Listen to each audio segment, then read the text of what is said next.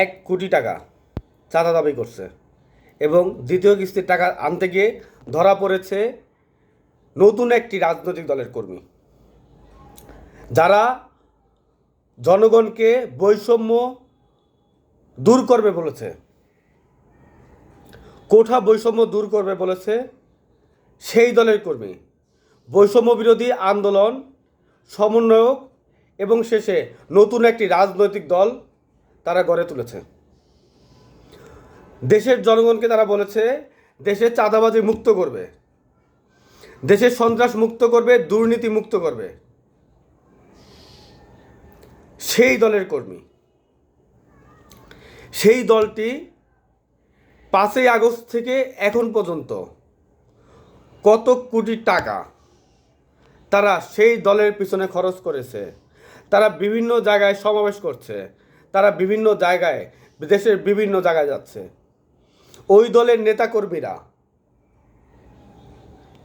এই 1 বছরে কত কোটি টাকা খরচ করেছে, সেই হিসাব জাতির কাছে কি দিতে পারবে? দেশের শিক্ষার্থী, তরুণ প্রজন্ম, ছাত্রছাত্রী, ভাই বোনদের কাছে আমার প্রশ্ন, তোমরা যদি সুযোগ হয় তাহলে একটু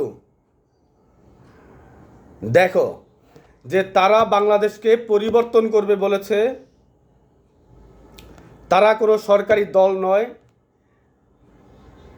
সরকারের নীতি নির্ধারণী নাই, তারা কোনো সরকারি না, তারা কোনো রাজনৈতিক নিবন্ধিত দল নয়, এখনও হয় নিবন্ধন পায়নি।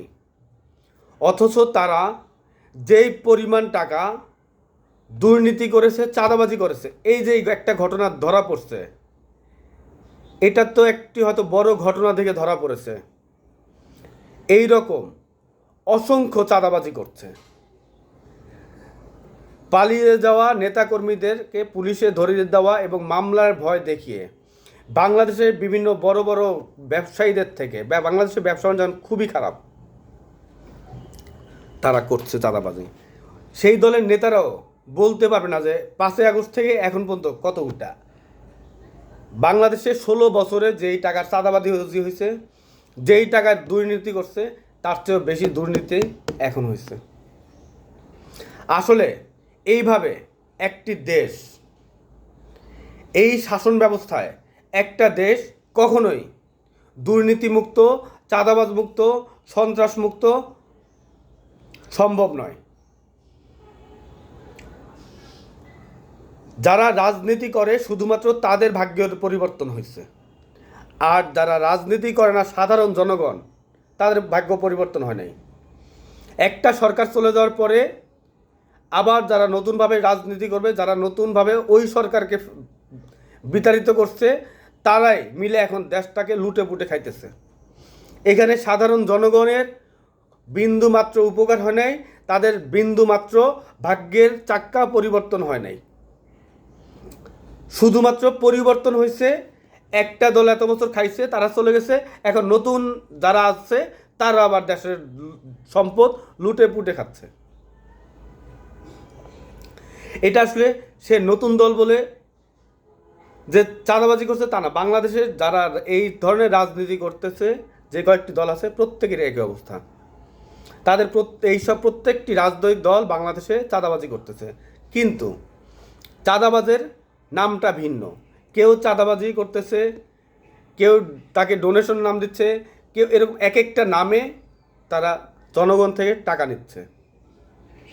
কেউ জোরপূর্বক নিচ্ছে, আবার কেউ তার সাথে সমঝোতা করে নিচ্ছে। কেউ ধর্মের অপব্যাখ্যা করে তার কাছ থেকে টাকা নিচ্ছে। এইভাবে চলছে বাংলাদেশ। কিন্তু এই দেশের মৌলিক পরিবর্তন বর্তমান যেই শাসন ব্যবস্থা, সেই শাসন ব্যবস্থায় হবে না। এবং যেসব যারা গণতান্ত্রিক যে রাজনৈতিক দলগুলো আছে তারা ওইভাবে, কারণ যেই সরকার পালাইছে এখন আবার একটি সরকার আসবে, চাঁদাবাজি হবে।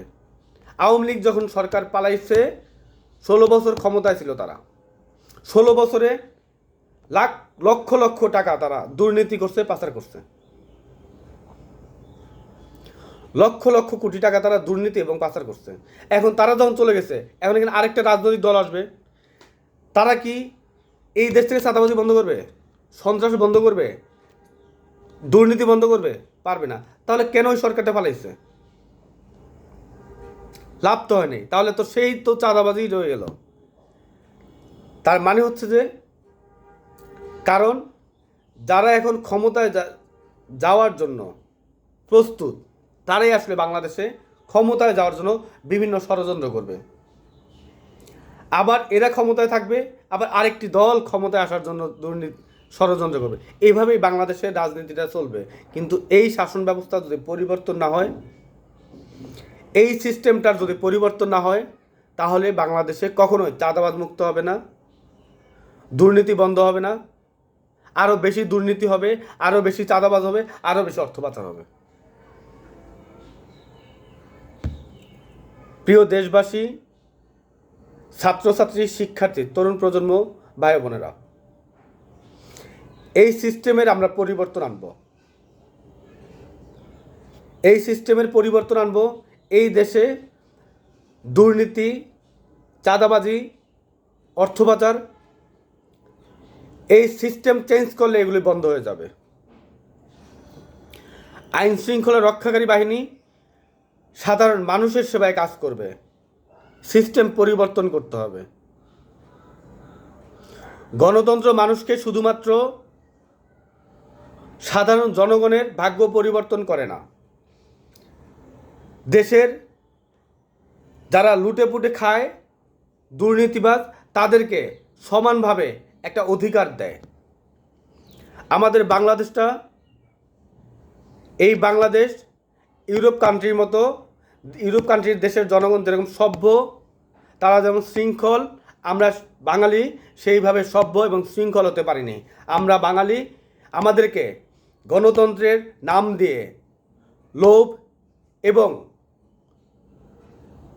আরও চাই মাথার মধ্যে ঢুকিয়ে দিয়ে গেছে। এর পরিবর্তন করতে হবে শুধুমাত্র সিস্টেম চেঞ্জের মাধ্যমে, আর নয়তো এর পরিবর্তন সম্ভব নয়। আমি দেশের সকল মানুষকে আহ্বান জানাই আমার পাশে থাকার জন্য। আমি স্বপ্ন দেখি এই দেশের জনগণের ভাগ্যের পরিবর্তন হবে। এই দেশে একদিন, বাংলাদেশ একদিন জনগণের রাষ্ট্র হিসেবে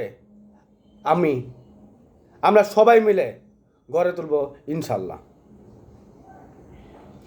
এই দেশে জনগণকে শান্তিতে থাকতে পারে তা নিশ্চিত করব। এই বাংলাদেশকে সুখী এবং শক্তিশালী রাষ্ট্র হিসেবে এই বাংলাদেশকে গড়ে তুলব ইনশাল্লাহ। সবাই ভালো থাকবেন, সুস্থ থাকবেন, চোখ কান খোলা রাখবেন। কারণ চাঁদাবাজির যারা করে সবারটা প্রকাশ হয় না। আপনার সম্পদ এবং আপনার জীবনের নিশ্চিত সুরক্ষা করার দায়িত্ব আপনাকে নিতে হবে।